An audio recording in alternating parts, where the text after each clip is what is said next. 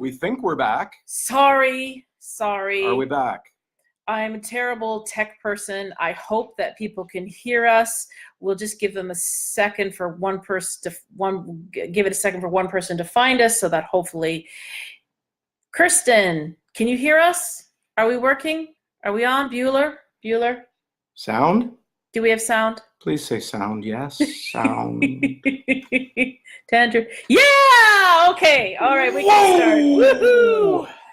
Sorry, everybody. Technical difficulties. Hey. The OAC is not known we're pretty for good. our... Yeah. Listen, flying by the seat of our pants Yes. over here, and we pulled it off. The problem is that neither of our sons are here. You know what? That's what it is. Our children are out here to keep us organized. Hi, everybody. My name is Karen Boite. I'm from the Ontario Autism Coalition. We are a group of parents, advocates, autistic self-advocates, teachers, therapists, politicians.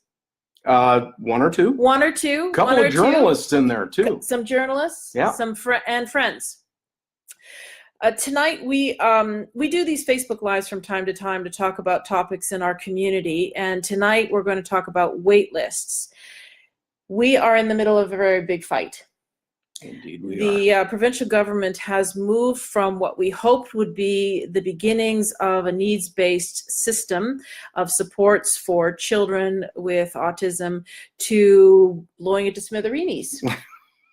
Wouldn't you say? Kaboom. Kaboom. And moving to a flat rate funding system that is not needs-based.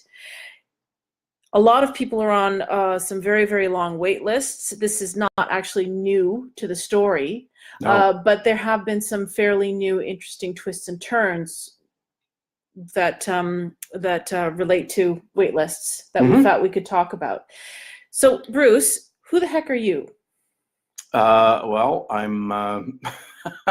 Oh, what am I now? What are you now? I'm just a guy who's helping out.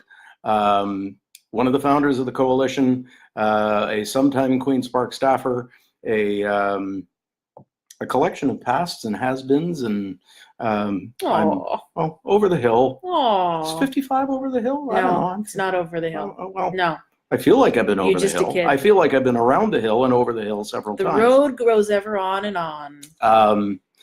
Autism activist since Napoleon was a cadet. So you were one of the founders of the Ontario Autism Coalition, and you were no stranger to wait lists. I'm going to get Bruce to talk a tiny bit about the history of wait lists as he understands them before we go move on to...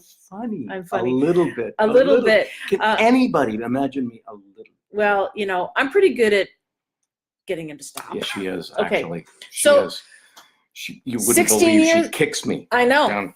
Yeah, I'm very strong. So 16 years ago? Yeah.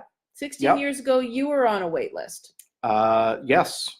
16 years and about 3 months. Cliff got diagnosed, and that was the first thing we found out, was that... Cliff is your son? Yes. He's now 19. And doing awfully well for himself. And he will tell you that one of the main reasons for that is that he got intensive ABA. But that was, can I say hell? Well, it was a hell of a fight. Yeah. We spent approximately 3.5 years on the wait list. At the time, there were about... seems to me something in the area of about 6,000 kids on the wait list. Okay. There were, and some of this is going to just sound like it's right now today, except it was 2003. You're going to notice a little bit of history repeating itself in this story. There were 2 wait lists. There were 2 wait lists. Okay, so which there were? There was a wait list for an eligibility assessment. Okay. And having been assessed as eligible, there was then another wait list for commencement of service. Okay. So, but if you put those 2 together, there was a queue of about 6,000 kids trying to get into the program. And how long did you wait before your son started his therapy program? We waited about 3.5 years. You said 3.5 years. Yeah. And then what happened? Well, remarkably, one day we got a call from Kinark and it just A completely regional took us provider. by, the Central East region, as it was in those days, York region, Simcoe County, Victoria, Haliburton, Durham region, and Northumberland County, and Peterborough. And in any case, they phoned, and I was kind of surprised to get the call because we had done the arithmetic, and there was no way that Cliff was going to get to the top of the wait list before he turned 6. There was an age 6 cutoff at the time. Kinark. Was that an average for most people who were waiting for service at that time? That was That typical. they would age out before their number came up? Yeah, there were, I mean, the problems with service availability then were very much the same as now. Rural areas and Northern Ontario were horribly underserved. This was the original reason for establishing the regional programs, was in an effort to guarantee that services would be available in places where, left to their own devices, people wouldn't be inclined to set up shop without an incentive from the government. So Kinark's process, like, wait lists have come a long way, baby. Kinark had this horrible process of they had divided their region up into 4 quadrants. People in Toronto will be familiar with a similar thing. Eastern Ontario does this too. Yes. And they would pick a 3-year-old in each region, in each quadrant, in rotation, and then a 4-year-old in each quadrant in rotation, and then a 5-year-old in each quadrant in rotation.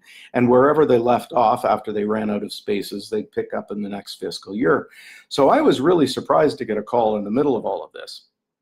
So it wasn't, you weren't in the queue and then just wait your turn. There would be this change. Okay. Yeah. I'm following you. Wow. I didn't know that. It was quite possible that your kid just could got get to missed. be 6 and just be not missed. Have the pixie dust sprinkled on them. Wow. It was just, oh my God. Okay, so in the meantime, so you figured out that there was no way that Cliff was going to get service. What did you do as a family? Raised holy hell. You raised holy hell. You also financed your own therapy, right? Yes, we did. And we very nearly drove ourselves into bankruptcy, as many families do when they're confronted. Just an FYI. There's nothing I wouldn't do for my kid. I know his story, and I'm going to push him along. But they lost their short shirt twice in order to fund therapy for their son. The quick way to describe it is that the day that Kinark phoned with the offer of funding was a Thursday. The Monday, 72 hours before, we had talked with a real estate agent about selling our house. Yeah. Okay. So there was a big fight. And what happened? There's a lot more to this story, but we just want to talk about wait lists. There was a big fight. What happened? The result. Well, which fight? The first one. The first one. The court ordered, because of a class action lawsuit, they ordered the government to do what they'd promised to do during the 2003 election campaign, and that was to eliminate the age 6 cutoff. The letter that Dalton McGuinty wrote described it as unfair and discriminatory. Those were the direct words. And he also promised to introduce services into schools, neither of which he followed up on once elected. In fact, he continued to defend against the lawsuit once elected. And the lower court ruling found for the parents and the kids, ordered the government to end the age cutoff, which they had to do, but they appealed. The very next day they appealed. So it was at that point, there was a group of us at Queen's Park the day that the ruling came down, filling the galleries, as we say. And sound familiar? Yeah. Shelley Martel, who was the New Democrat member for Sudbury East, she went absolutely berserk on the government. And so was she your day's Monique Taylor? Yeah. Okay. Yeah, very much so. She really set the bar. So there was a gang of us went downstairs to the cafeteria after question period, and half a dozen of us sitting at one table said, like, they're appealing the ruling. There's no guarantee that that'll succeed. We really need, there's the court of law and there's the court of public opinion. And that's how the OAC started. Half a dozen parents, Dan and Susan Fenty, me and Laura, Cindy DiCarlo, and Sharon Gaddison. Just 6 people. Yeah. Yeah. Yep. All of whom dear friends. There's nothing like being in a foxhole with somebody to make a friend. Yeah. I'm gonna push on. Yes. Yeah. So push to 2016. So is it fair to say the OAC had somewhat of a hiatus in that period? I mean, I know that there was work and there were actions and there was writing, but you really kicked into gear in 2006 when the provincial government decided to try another age cutoff.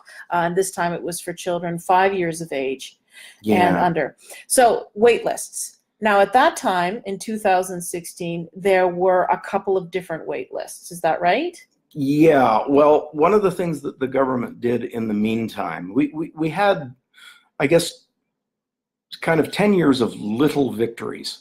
There'd be a little bit of additional funding here and there, but one of the ones that the government tried to do to get the wait list, the wait list was always the best tool that we had for beating the government over the head, because it was a hard number that came out every fiscal quarter and it always went up. And they couldn't fight that. It was a fact that showed that they weren't doing well enough. So we kept hitting them with it. And so one of the solutions that they tried was introducing what was called the ABA program. And this was a very unintensive mediator model, didn't usually involve direct interaction with the kid at all. It was training the parents, and it came in very short 6 to 8 week blocks of an hour or two per week. And it was really fairly ridiculous. But it was rolled out to an awful lot of families. But now there was a wait list for 2 different programs. And some kids were on the wait list for both programs. Mine was. Yeah. Yeah. So those wait lists continued to grow, and the wait times continued to increase. And that was really due at its core to a problem that we still have, which is available service capacity. There aren't enough people doing the work with our kids to meet the need. So there weren't enough centers, there weren't enough therapists? Not enough supervisors, not enough anything. And it wasn't getting very much better very quickly. The government's response on that was to encourage the regional programs to kick kids out. Just, whether or not you were meeting your goals or whether or not nothing else mattered. It was the time that the kid was in service. 2 years, you're out. They tried a variety of tactics. Benchmarks was one. Continuation criteria was another. None of which was founded on behavioral science. It was just we've got to find an excuse to kick kids out. Right. In fact, at one point, the ministry sent people around to the 9 regional programs doing workshops about how to write a discharge document and how to do it differently, whether the kid was succeeding, not succeeding, or somewhere in the middle. It was just a total contrivance. So we had wait lists getting longer and longer and longer, and regional providers feeling the pressure to get kids in and out as quickly as possible.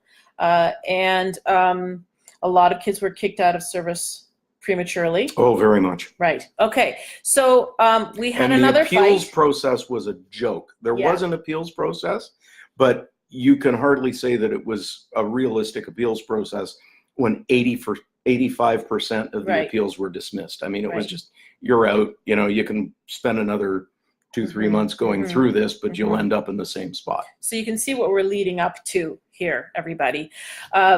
Just to stick to the topic on wait lists, because this is so complicated. We had another fight, 2016, to stop an age 5 cutoff, and we won. And we won a lot of unprecedented things.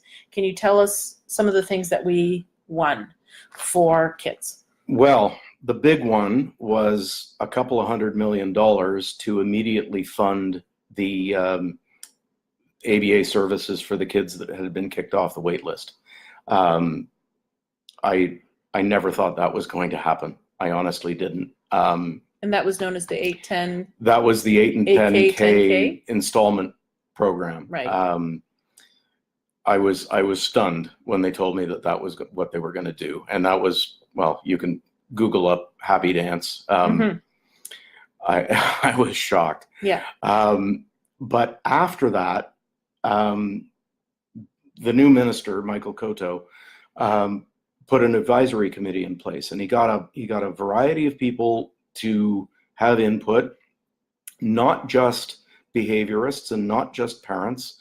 There was a clinical psychologist, there was a medical doctor, there was an occupational therapist, speech path, a couple of social workers, school board staff, and it was a pretty balanced group. And I know for a fact that not all of them were liberals. Really, political stripe didn't enter into it. He picked, well-respected people like the CEO or the CEO of the Ontario Psychological Association, for example. These weren't based on the politics. These were based on people who actually were smart and knew things. So you got some smart people together, and a lot of recommendations were made, and some big changes happened. So let's list those changes so we can move on to people's questions. Well, clinician independence for one. The notion that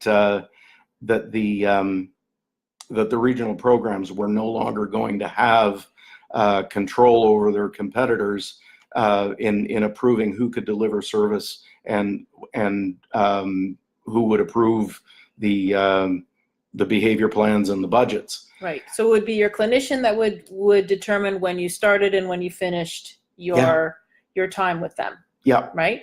And kids were covered up until the age of 18. 18. So no more age cutoffs for children. Yep. What about all those kids that were waiting for the short-term ABA? So we have those 2 wait lists. So what happened to the 2? Here we go, back to wait lists. So what happened to these 2 big lists? Some kids waiting for intensive therapy and some kids waiting for short-term blocks. What happened to those lists? The short answer is nothing. Okay. In theory, the answer that they tried to give us, was that that they had combined those wait lists, and that they had combined all of it. There was a wait list for a direct service space under the intensive program or a direct funded space under the intensive program. They tried to convince us that those had been combined, and that combination had been also combined with the wait list for the ABA service. Well, that lasted for 3 or 4 months until they started fessing up that no, in fact, that hadn't really happened. It hadn't really happened. And what was worse was that they'd added a wait list. They called it the transition list, and that was for parents who wanted to move their kid from direct funding to direct service or direct service to direct funding. Right. There were more of the latter, no surprise, but some people wanted to go from a direct funded space to a direct service space. But now there was this transition list. So when the government comes out and says that they've got a wait list of 23,000 people, I simply don't believe it. And I don't believe it for a variety of reasons. I don't believe it because there was never any cross-checking for parents, for kids that were on the wait list in two different regions. Right. Right? If you had an address in Toronto, south of Steeles Avenue, and another one in York Region, north of Steeles Avenue, you could be on both wait lists. Yeah. There was never But how many people would that be? I can't put an exact number to it, but I've heard it happen often enough. Okay. That, well, I know it happened. Okay. There were also kids that were on both wait lists for ABA and IBI. That all got supposedly smushed together. I don't believe for a second that 23,000 is an accurate number. And what I know to be true is that many of those 23,000 kids, contrary to what Minister MacLeod has to say, they had service of some point, of some sort. They had received a block in the ABA program. They might have been in the IBI program and been discharged, but because the new program now extended to age 18, they had come back. This is, Bert used to call these the repatriated kids. Mm-hmm. So to say that they, Doug Ford's minister says that they'd never received service and weren't going to, that is a crock. That is just not true. And another thing that isn't true is to say that the wait list wasn't moving. The only reason the wait list didn't move was because Minister MacLeod told the regional programs, and this has been confirmed by news agencies with FOIs and emails that have been leaked from those regional programs, she froze it. Last summer, she froze it. And she says, oh, well, it was a pause. I can't tell the difference between a pause and a freeze. Let's get back to that. These people.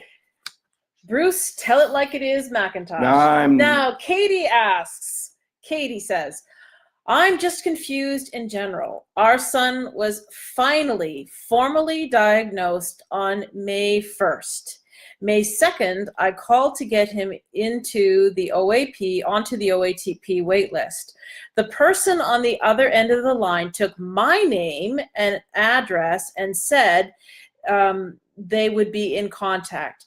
Am I seriously on a wait list to get my son onto the wait list? Yep. Yep. Because the registration packages for newly diagnosed kids are not ready. But the program was supposed to start April 1st. So they're not ready. Okay. I mean, listen, the MacLeod has failed on point after point after point. Childhood budgets were supposed to start coming out in April. They didn't. They started coming out in May. And by the way, Tim Porter in meetings has said that they're only issuing 500 a month for the first 3 months. So even if you've got to the wait list to be on the wait list, now you've got to wait to get the actual budget. This is the MacLeod wait list.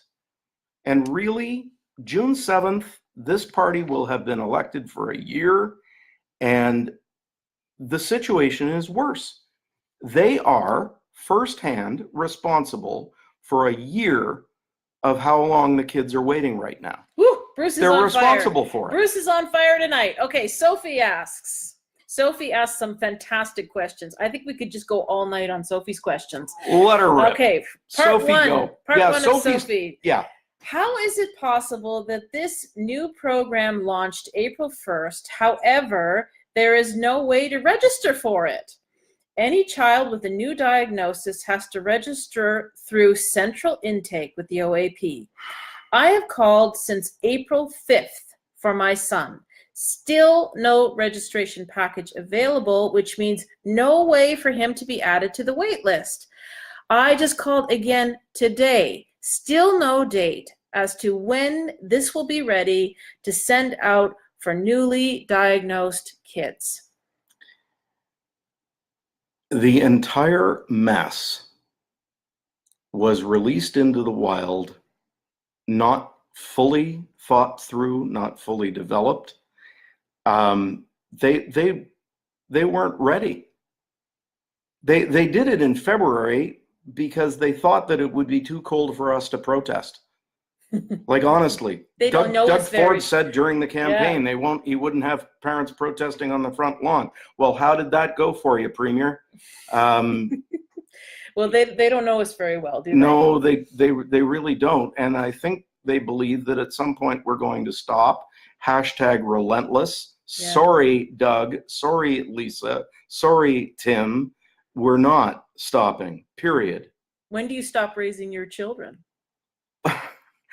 That's, I think this is not something that these folks fully understand. Yeah. Our kids are going to be here. They are going to be here until after we as parents are gone. There is no choice for us as parents. Stopping is not an option. Part 2, Sophie says, when it's finally sent, would they not have to retroactive the date to the initial call or at least diagnosis, since they are the ones delaying the registration and essentially freezing the new wait list for all newly diagnosed kids as of April 1st? This is a huge concern, and I mean, I can't tell you what they're going to have to say. Let's see what this committee comes out with, and let's see what they actually roll out when they do make the decision. But the truly nauseating thing is that the minister has already said that the newly diagnosed kids are going to be prioritized after those that are on the existing wait list. So you can be guaranteed of at least an 18-month wait for whatever you may get. Okay. I am also curious about how a kiddo under the age of 2 is triaged. Are they on hold till they turn 2, or is the age 2 truly used for simplicity? Well, It's a good question. it is a good question, and oh gosh. Okay. You're gonna have to give me a little leeway here and I will try and stay on course. Okay. You have a lot to go through, Spruce. So here's the mess, and you're not gonna like any of it. Oh my God. Well, you're not. Oh my God. Spoiler alert. Okay. Okay, go. So we have this thing called privacy legislation. Personal Health Information Protection and Privacy Act, FIPA. And under the Act, the regional programs are the custodians of every child's health records with respect to the IBI, ABA, or OAP programs. They cannot, without a release from the parents, just hand that over to the ministry. Even though they're on contract with the ministry, even though they've been funded by the ministry, they can't just hand it over without permission. And if you don't get permission from absolutely every family with a kid on the wait list, then the ministry won't have all the data, and there's going to be an inherent unfairness there because anybody who wasn't turned over isn't going to be on that new ministry wait list. Yeah, I told you you wouldn't like it. So what they've come up with is this. Every kid on whatever wait list in whatever region has been assigned a unique ID number. And that ID number, along with the child's date of birth and date of intake, has been turned over to the ministry. And the ministry pumps those through its own algorithm, which they tell us sets a priority for the children 5 and under and 17-year-olds, balanced towards those who have been waiting the longest. I do not believe it to be that simple, because what we've seen in the actual rollout of the letters is that it's very heavily slanted towards urban areas and the GTA in particular. But leaving that aside, if the ministry decides that you meet the algorithm's standards, then they send the unique identifier back to the regional program and tell them, send that family the letter. But everything hinges on the letter. And if you don't receive, well, if you receive the letter, you've then got 90 days to register. If you don't receive the letter, tough tapioca. Your 90 days could expire and you would never know. So for people who have moved, for people, just the letter goes astray, and don't think that doesn't happen. So Maria says, so someone who's been waiting less time could get the budget first? It is possible, and there is no way to guarantee that it wouldn't happen. Because if you, and one of the other unintended, or maybe intended, this could be strategic, but for a family who wants to know what the hell's going on, there's no way to find out.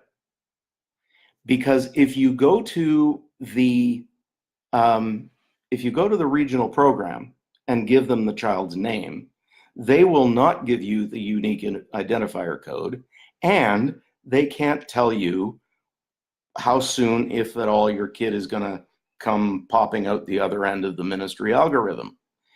If you go to the ministry and give them the child's name, they don't have the children's names. They just have the unique identifiers. So they can't tell you what to expect. It is so screwed up that I almost have to believe that it's on purpose. And I know I quote Michael Nyson and his old saying about never ascribe to malice what can be adequately explained by incompetence. I'd like to stick by that here, but this is so screwed up that I really think that it's deliberately to keep families in the dark.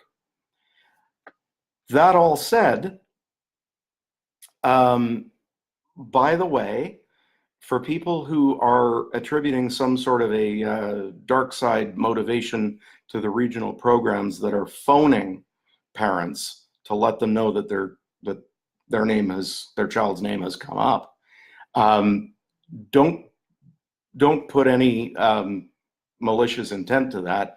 They're just worried, and especially in Toronto, by the way, where people move far and frequently, they're phoning parents to make sure that the parents know the letter's coming and to avoid problems of not receiving it. And that's the only reason those calls are being made. I know there's lots of folks that think, oh, they're trying to get business for themselves. And I won't say that there's none of that, but it's really because they understand the flaw of everything hinging on that letter. Right. So we've gotten a lot of questions about this algorithm, and I'm going to read another one because I got some questions too. Yeah. Okay. Just saying. Tangerine asks, the algorithm formula they're using is contradictory and makes zero sense to me. My son is one of the younger kids on the list, currently 21 months, and on the wait list from 18 months. So he's also waited for at least for the least amount of time. If it's a combination of the youngest and wait times, which one is my kid? Because one minuses the other out, and no one can answer this. And I'm right there in the no one. One of the things that is very clear to me about this algorithm is that it does discriminate against kids with an early diagnosis. Wait a minute. But that's not what the government said. The government said they're going to have more diagnostic hubs. They're going to get kids into service earlier and faster. Just because the government says it doesn't mean it's true. I mean, that's like saying, oh gosh, it has to be true. I saw it on the internet. Sorry, but I mean, you've been at this for a while. Poor Bruce. I can't even make jokes today. I know. Well, I can't even make jokes about this. Give it a shot. I'll try. I've lost my funny bone. Should have been wine, not Diet Coke. Yeah, then we'd be doing that's a lot the thing. better. My Diet Coke is not. And I don't understand this, right? Karen does these with Laura, and they get wine. Like, what am I? Yeah. Chopped liver? I need my caffeine to keep my wits about me. Go. Whatever it takes. No, I don't have a good answer either. That last committee, we did look at the waitlist issue as it stood then, and we looked at it from, I think, every conceivable angle. And in the end, there was an inherent unfairness to any way that you might tamper with any factor other than the date of intake. Date of diagnosis notwithstanding. If you got first come, first served was the only way that we could just sort of, not add a layer of discrimination. Are children under 2 able to receive childhood budgets, or are they not considered until after 2? Which touched on that already. Yeah, and Did I hear you complain about Laura's just brought a gift for Bruce. Now she's done it. You know why I love this woman. Would you like your reinforcer now? That's right. Step right this way, dear. Step right this way. Oh, you meant the deer. Hey. There might be children Whoa, watching. hey. It's after bedtime. Guinness. Yeah. Guinness. For heaven's sake. Guinness. Okay, get back on Guinness. track. We got a lot to cover. Oh my goodness. Oh, that sound. Okay, let's move on to Maria. Maria says, are there multiple lists? 1, new intakes. 2, existing in service. 3, existing wait list prior to April 1st, still waiting. How is the ministry moving these 3 sets? Will those in service get their budgets first? April 1st is your magic date.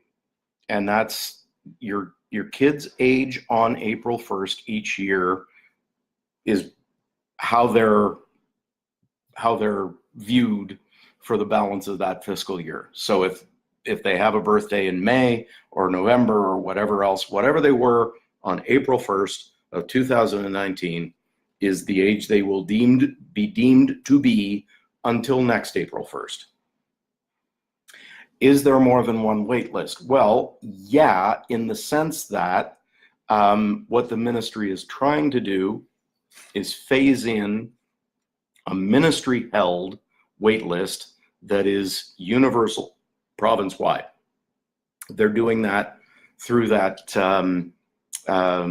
unique identifier process and all of that, because once you register based on having received the letter on the basis of your unique identifier, then they have your kids' health information because you've released it to them.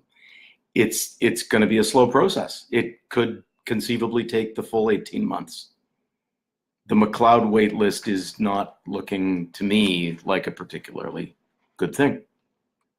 How is that any different than what would have happened if the old OAP was still in place in terms of how long people would be waiting? Oh, well, look, I mean, This should have been obvious at the outset. People were waiting to get into a program. Now they're waiting for funding. They're still waiting. Waiting is waiting, you know? And this government is not moving the childhood budget funding any faster than the kids were moving into the OAP under the old system. And they were moving. I mean, this is just unassailable. We went through this process in the fall when we learned of Freezegate, and I still have the PMs and emails from the parents that I asked, you know, were you told, you know, during the summer that you were at or near the top of the wait list? And then did you suddenly not get the spot? Quickly tell us what is Freezegate? Freezegate was an instruction issued by the minister's office to the regional programs to stop taking kids into the program. Why would they do that? Well, it manufactured a crisis now, didn't it? If your claim is that the wait list isn't moving and you tell the regional programs not to let the wait list move, then you look like you were right. But it was their own doing. Tata asks, should have been picked up in service right when it got freezed. Silence since April. No comments. Turning 5 in July. And ta-da! No longer their priority at all. Yep. Brent says, what have you heard of the regionals? What does he mean by the regionals? The regionals are those direct service providers, regional agencies, regional programs, the 9 NGOs that were contracted by the government to be the central point of access in their area of the province. Mm-hmm. And they also used to be the bankers, right? They would Yes. be the ones who controlled the funds and distributed them That's to right. direct funding agencies That's as well. Okay, so Brent says, what have you heard of regionals now calling parents for kids under 5 and talking them into taking their service to get the 20K as a priority? I don't doubt that it's happening. I haven't been told firsthand by anyone who's had this happen to them. Perhaps, Brent, you have. It wouldn't surprise me. The regional agencies are trying to become more like direct funded providers. Their rates are excruciatingly high. It's going to be a pretty hard scramble for them, right? Because they were a service agency, they were delivering good service for clients, and they didn't have to worry about billing. Well, they had their hand in the cookie jar. Well, bad habits are hard to break. Tammy asks. I would say that they are better. I wouldn't say that they are good. Bruce? Yes. Tammy asks. You wanted the honest, straight truth. I know. I'm not. I know. I don't work for the government anymore. No, that's I'm true. not on the OAC board or the executive. That's true. I'm just a guy who's been looking at this area of public policy for over a decade. How long have you been studying this? Over a decade. Well, 16 years. Okay, so when Cliff was diagnosed, I was working at Queen's Park as chief of staff to a cabinet minister under the Eves government. And my minister just happened to sit on the Health and Social Services Cabinet Committee. So I didn't just get the regular briefing notes, I got all of the purple pages briefing notes. And none of it was matching up with what Laura and I were seeing out in the real world while we were trying to get services for Cliffy. Yeah. And that was actually what got me started on this. And I'm a numbers junkie. I mean, data, ABA is data driven. I am data driven. That, there's a wonderful harmony there. But the numbers bugged me. And the deeper I dug, and I went to the extent of actually meeting with Jim McCarter, who was the provincial auditor. I dug into it, and the more I dug, the worse it appeared. And that's really what got me started. The OAC came a couple of years later. But yeah, it's I've been on this for quite a while. What you're seeing here is the foundation of a movement that just spread like wildfire, and it started with some very intelligent parents who movement or an obsession. Call it what you will. Very intelligent parents who were analyzing the programs that the government were doing. Oh, we got smart people. You got oh smart. my golly, we got smart people. Okay. We have economists. We've got oh my golly. Our brain trust is staggering. Yeah. Okay. What am I doing here? Tammy asks. I don't know why she does that. I wish I'm, she wouldn't. Karen, you're wonderful. Oh, thank you. You do things that nobody else does. I was just fishing for compliments. Well, okay, there you got one. Let's go to Tammy's question. Okay. My 17-year-old daughter has been waitlisted since February 2017. She turns 18 in July, so I'm not expecting anything once again from the government. Neither one of my kids has ever gotten the therapy they need. Yeah. Wow.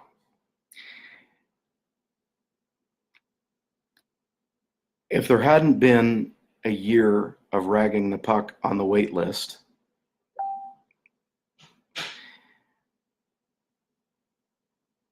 some of the things this minister has done are beyond bad. They're inexcusably. These people want to save money, and any delay that they can engineer, just either by accident or by design, saves money.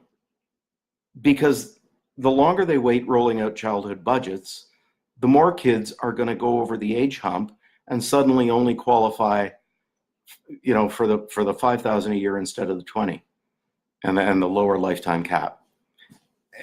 Just by sitting on their hands, they will save money.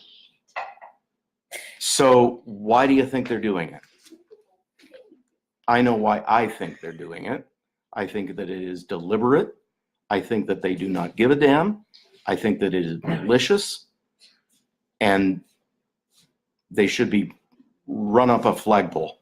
Denise asks, how can this current government and the minister be held accountable to the frozen wait lists and the fact that frontline staff were forced to be complicit in this scandal? That must have been awful for frontline staff. That must have been a terrible feeling for them. Well, so when I see,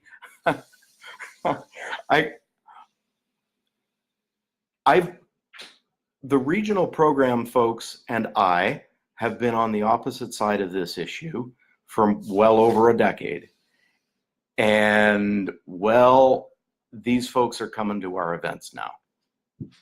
Yes, thank you for coming. Thank you for supporting us. Yeah, thanks. We're now officially on the same side.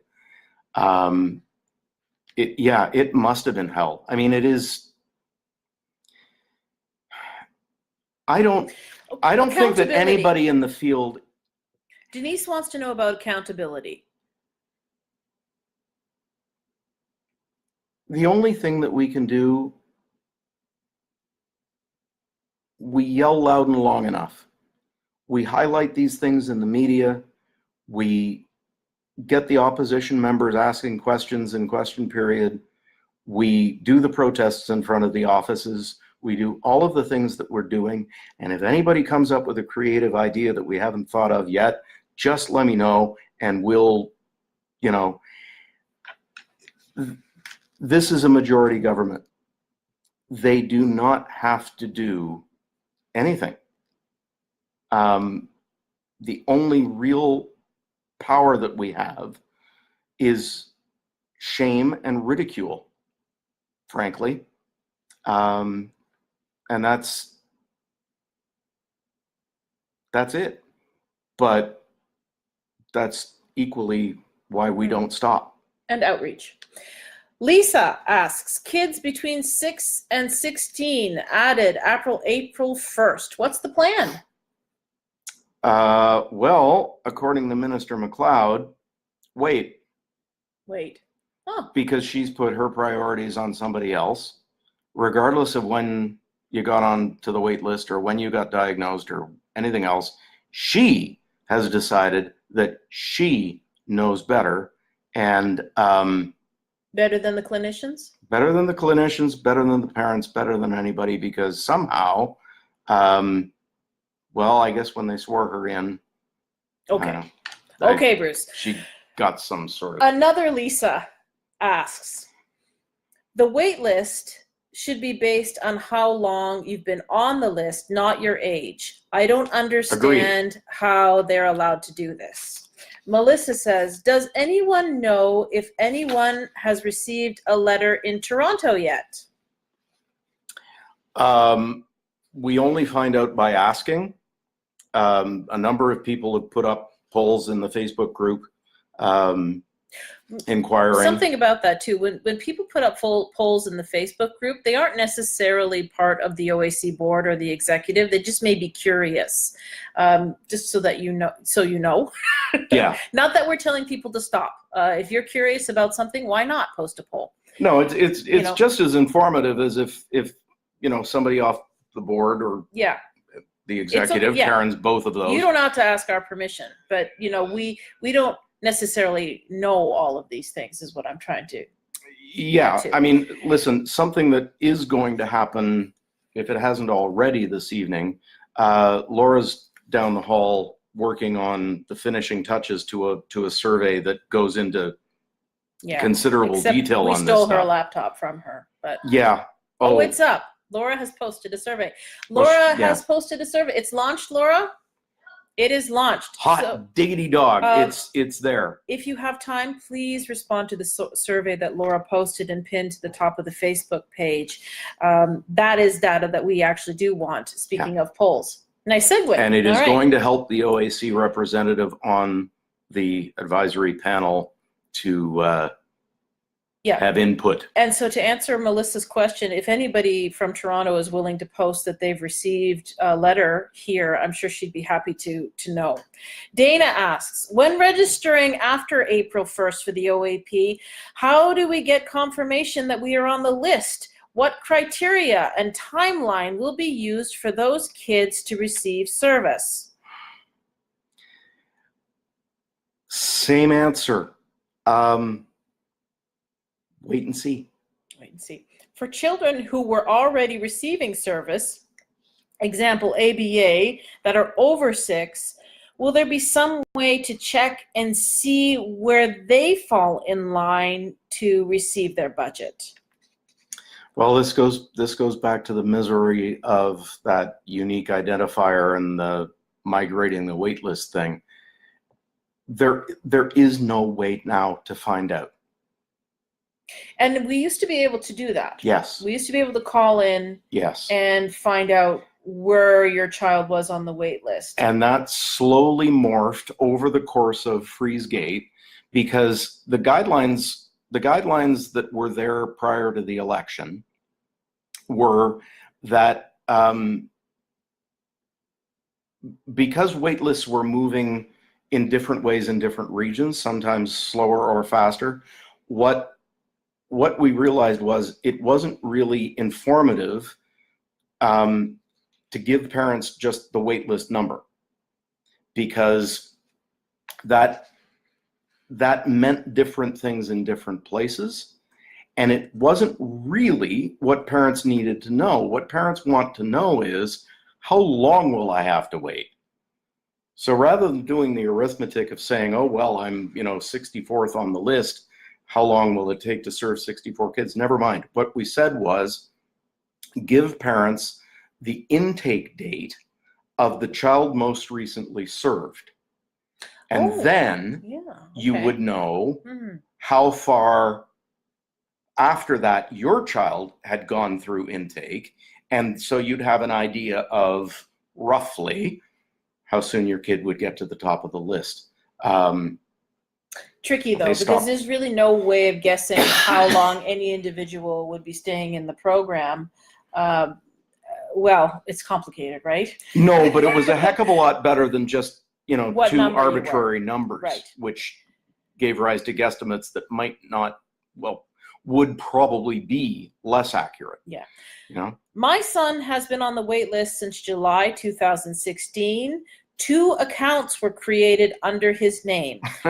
Somebody's negligence and took lots of calling and fighting before Aaron Oakes finally merged his 2 files. Now my question is, my son is 5 years old and I haven't received any letter for his childhood budget. I called Aaron Oakes, but they have no idea when my son's name will come up. I called my MPP's office and there was a scheduled phone appointment, but I never heard from him. Where do I go for answers and help? Tim Porter. Call Tim Porter in Lisa McLeod's office and ask him that. I think that's the most reliable source of information. Well, I'm sorry, the ministry regional office has no clue. They've been telling people that now for months. The regional program providers have no clue. They've been telling people that for months. Autism Ontario is supposed to have a list of approved providers up. When you do a search for it on their website, it comes up with coming soon. So they certainly wouldn't be able to help you. So if I were you, I'd call Tim. Jennifer and Sheena both had the same question. I want to know what the formula is to prioritize children coming off the wait list. I just heard a fellow parent who has a 3-year-old on the wait list for almost 1.5 years. Meanwhile, many of us have kids who are 5 and over 2 years on the wait list.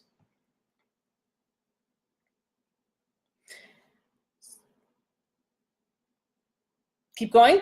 Keep going. I'd also like to know who can tell me where we are on the wait list. Funny enough, our round table with Lisa McLeod, she's the minister, in December. You got one. Wow. Well, this was back in the first consultation process. Oh, the pretend round tables. Well, yeah. Some say that. Some say that. I say that. Okay, in December was on that topic. As we had started to get the answer indefinite for our wait time list, she had the audacity to push us to Aaron Oakes.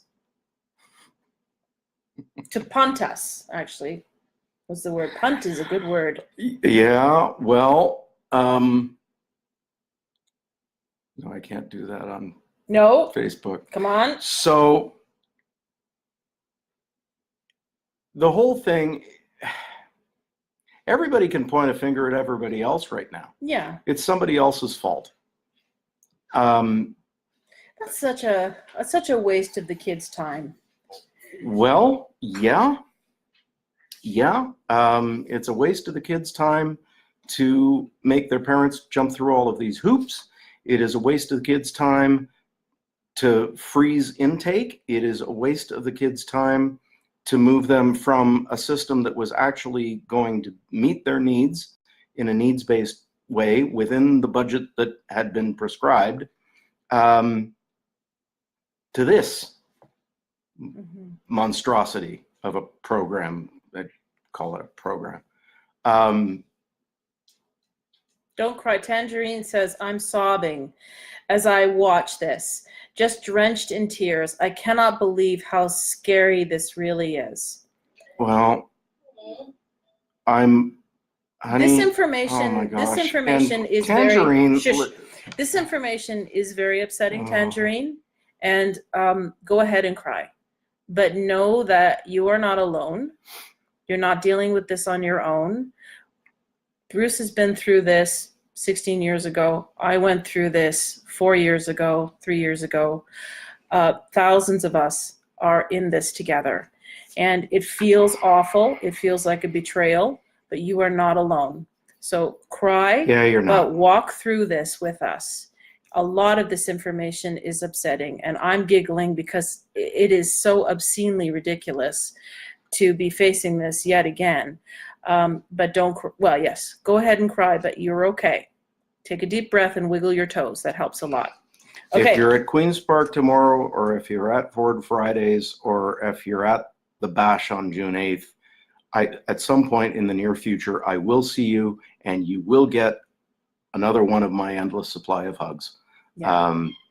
He's We've a got to great look hugger. after each other, and you're not alone.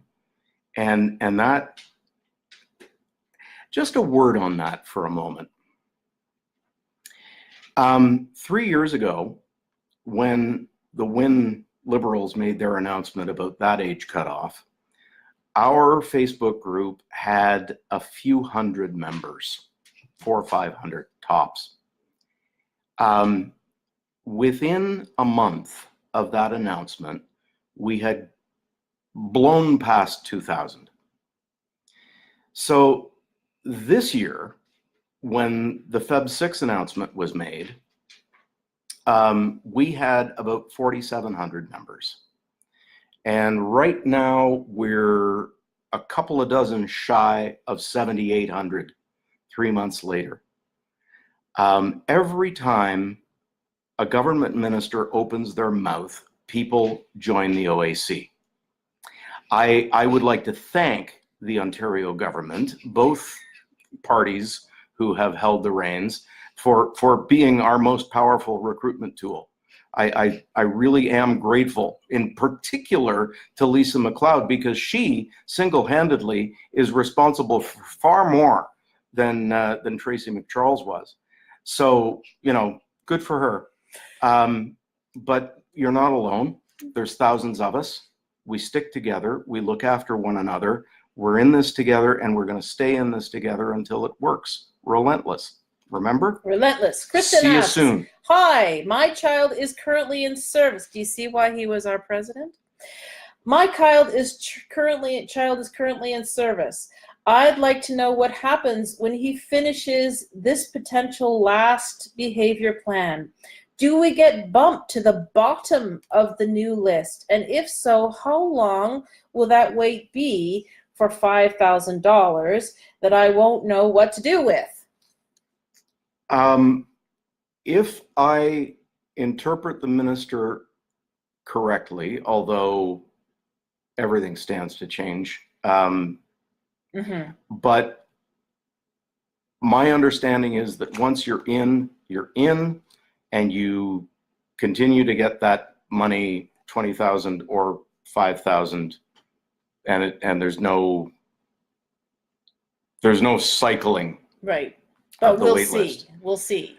Right? But yeah, I mean, they're supposedly going to go to this needs-based component, and what riders that is going to have audit, what conditions, criteria for eligibility or assessment, we'll see when we see. I apologize for, I'm sure I'm going to pronounce this name incorrectly. It's Bagashri, you think? Bhagyashri. I hope so. I apologize. That's probably what I would have tried. It's a new name for me. I'd like to know the process / rationale of how they are deciding who gets the letter, proper transparency in terms of my child's position on the wait list. Also, which department can give us real information instead of repeating, this is all the information I have to share with you? Is there somebody we can call? Well, can you Who do get you me call? Tim Porter's phone number? On it. Listen, I hate to, this may sound rude, I don't mean it that way. We've answered each of these. No, I can't tell you who's got all the information because clearly they don't. When is this ability to say, oh, we don't know yet, Gonna stop. Could be next month. Could be this fall.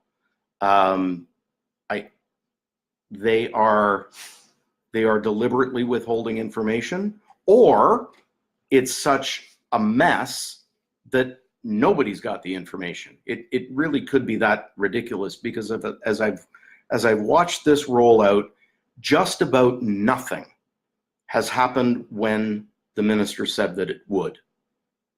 The childhood budgets didn't start getting issued in April. It took until May. She's revised the date for releasing the list of this advisory committee 3 times, I think, and it ain't here yet. Nothing has happened on time as advertised. Your mileage will vary.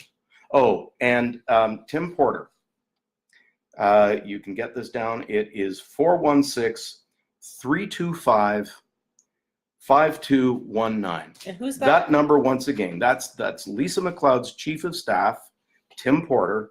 His number is 416-325-5219. Shar asks, after the wait list is done, are there going to be enough therapists to go around? Well, there are ways to do this. It is not going to happen overnight.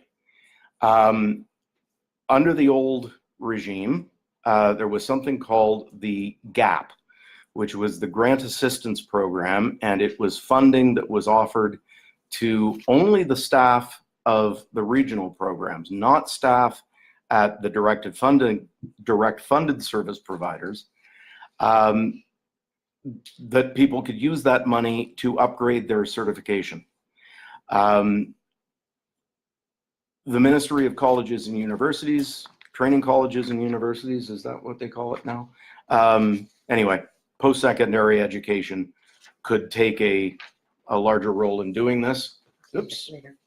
Oh, that's for later. The one that struck me, that one of the things that made me happiest, the quickest thing that happened very soon after the installments rolled out, I was getting calls from companies in the United States who wanted to expand to Canada. They had robust, fully developed program designs down there. One woman was a Canadian who was working in Florida and just wanted to move home because she thought, well, now I can actually, have the reasonable prospect of a career up there in my chosen field.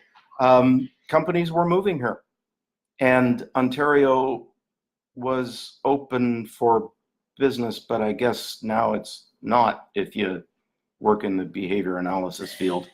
Sorry.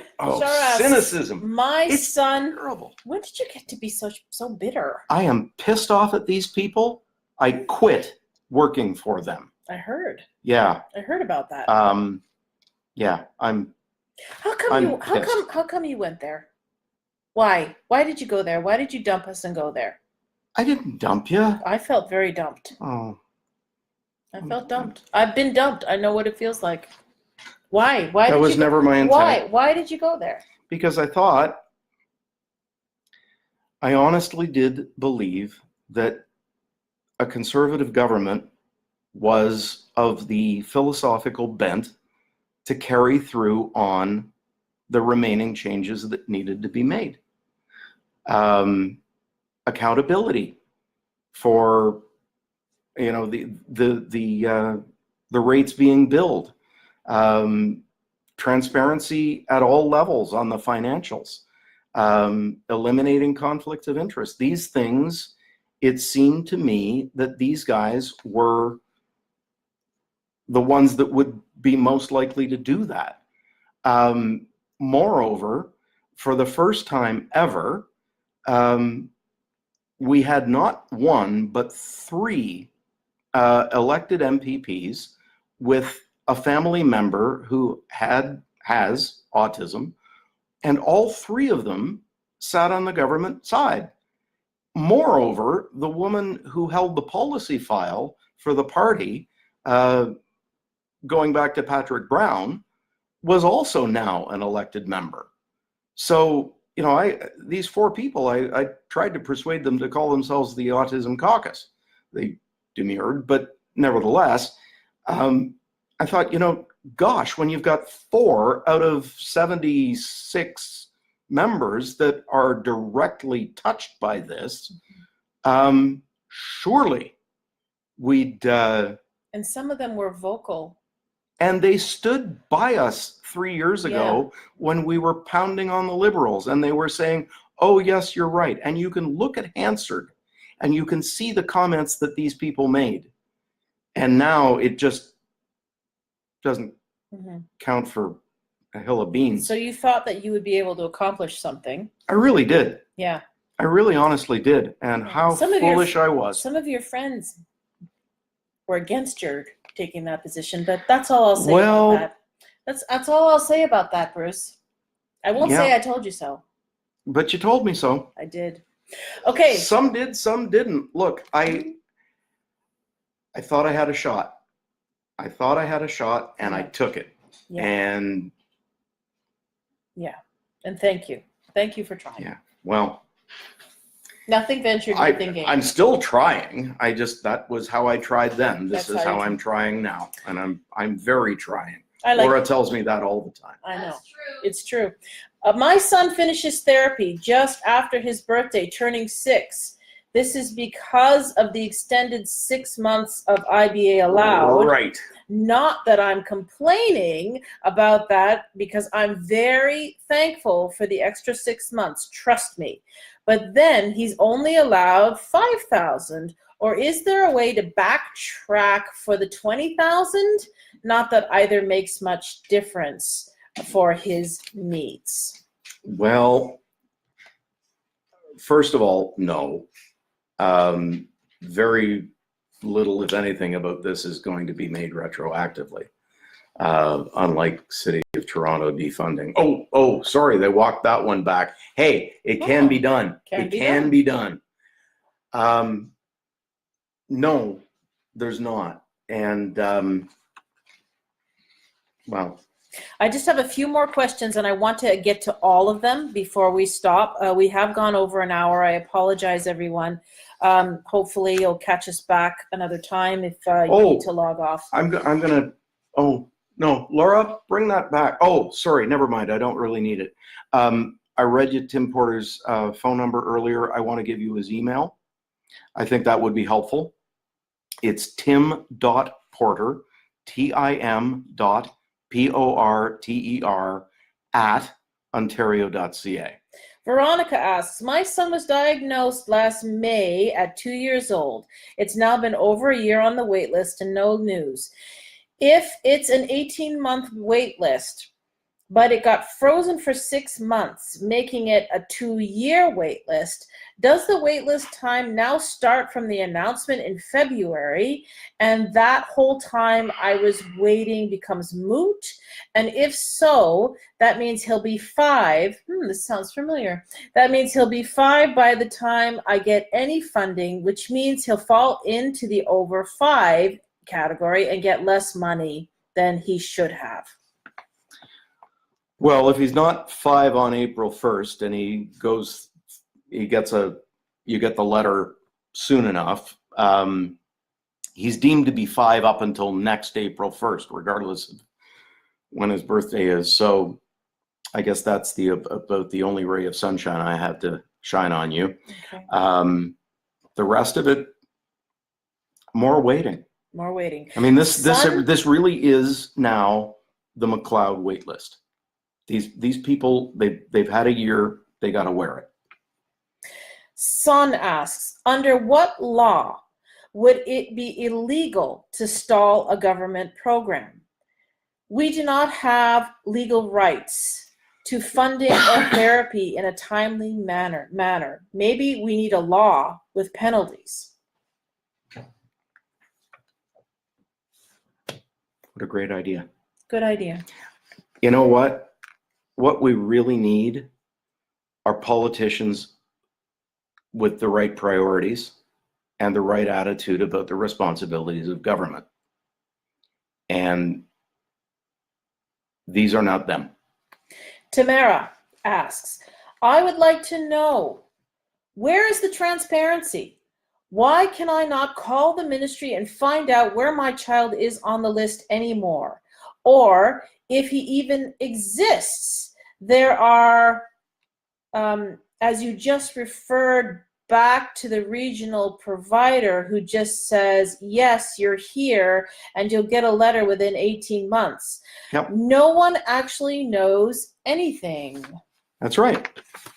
That's right. And it is because the ministry is now making the decisions about which kid is going to get their offer letter first, based on this algorithm that is behind well, that's not an acceptable way to say it, but there is an artificial wall between the regional programs and the ministry that's created by that privacy legislation. And so, no, nobody knows and nobody can tell you. I think it's strategic. Fernanda says, my question has more to do with when we get funding. My son has never been in service. How do I even know where to start and what types of services would be best for him?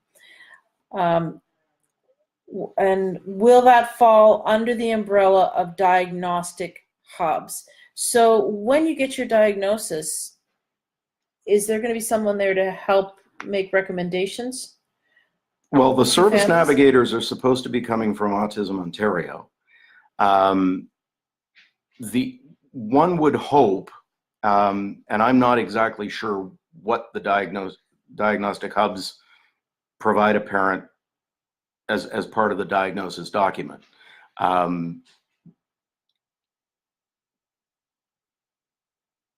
It's an excellent question, Fernanda. Yeah, pay attention to the clinicians.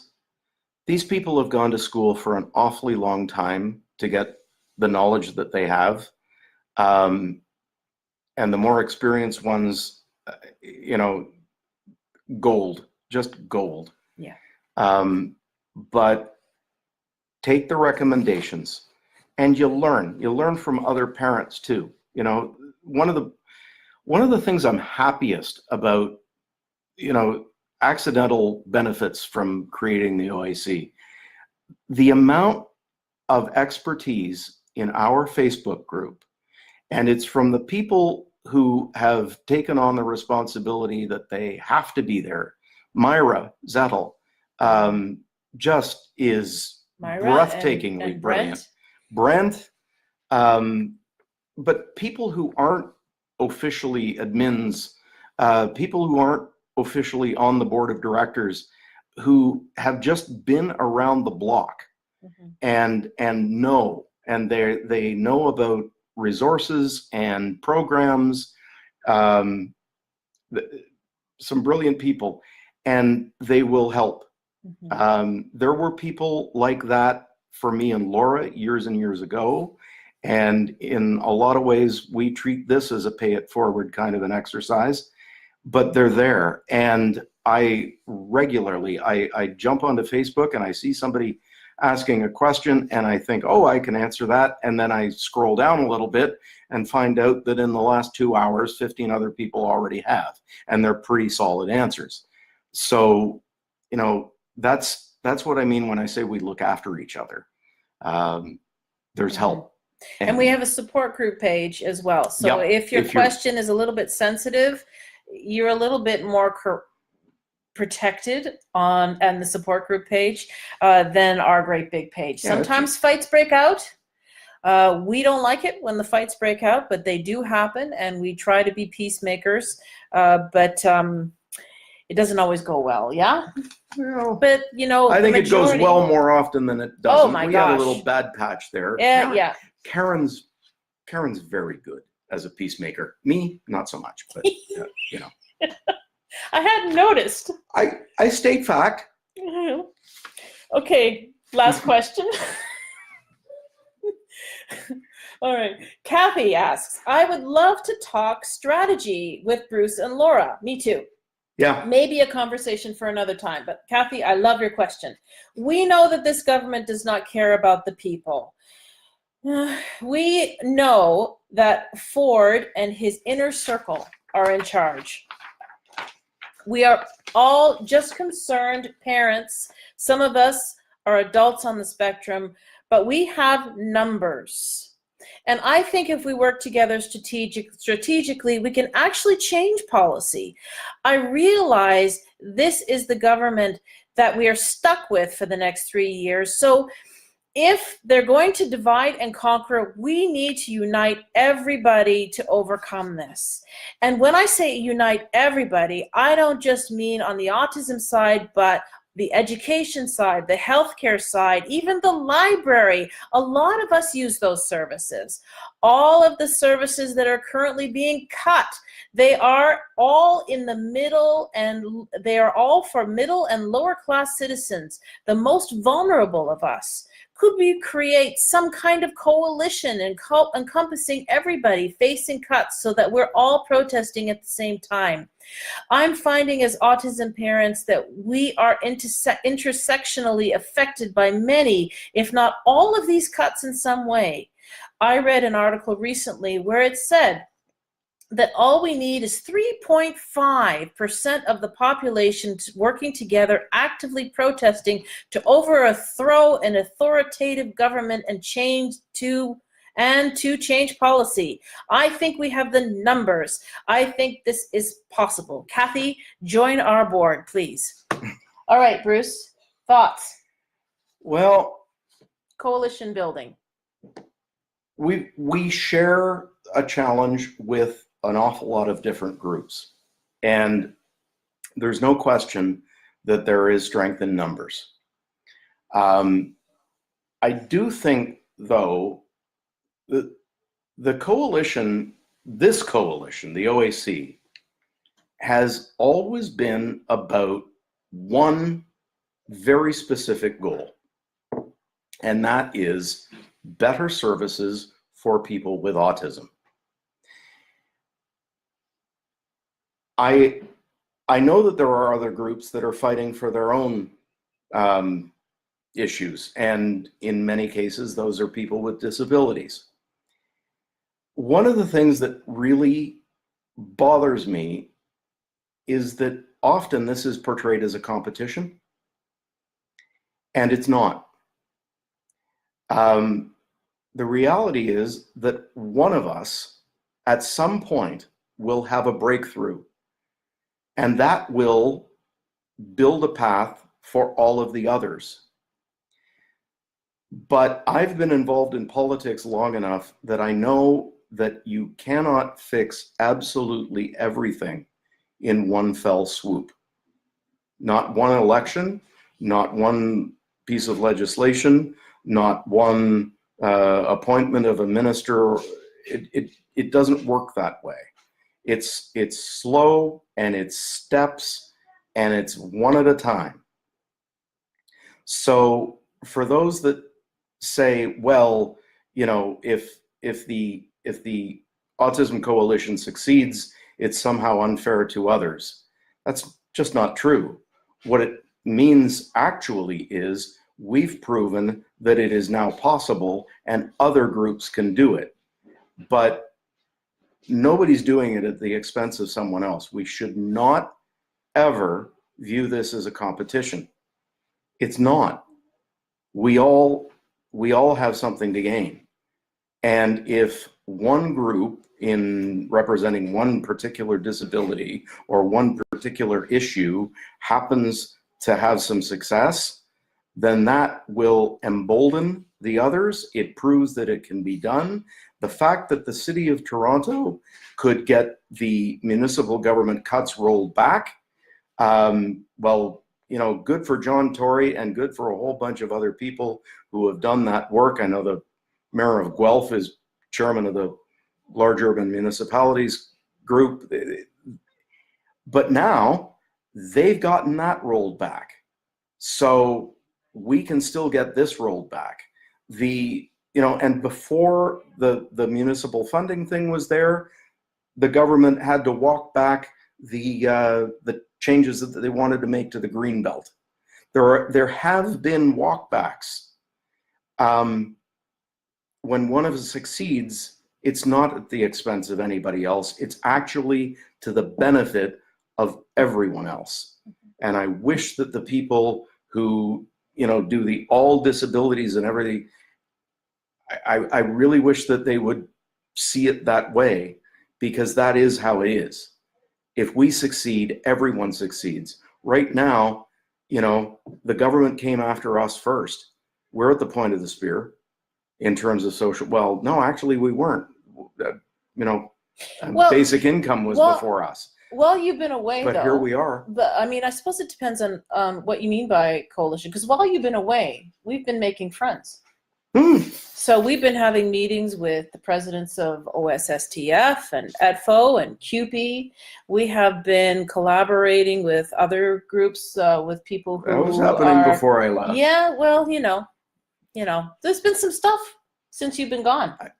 There's been some stuff. Yeah. You know. Well, you know, and I do sleep here. We have many brothers and sisters in this movement. I think we should let everybody go. Bruce. All right. Thanks. Anytime. Hey, welcome back. Yeah, happy to be here. Having some fun. Laura posted a survey. Please have a look at that. We could really use this data before we submit our second version of recommendations to the provincial government, and your input would be extremely valued. Thank you, everybody. Thank you, Bruce. Thank you. Who? Thank you all. Thank you to our children. Thank you to all the folks that are working so hard. Good night. Good luck. Stay in the fight.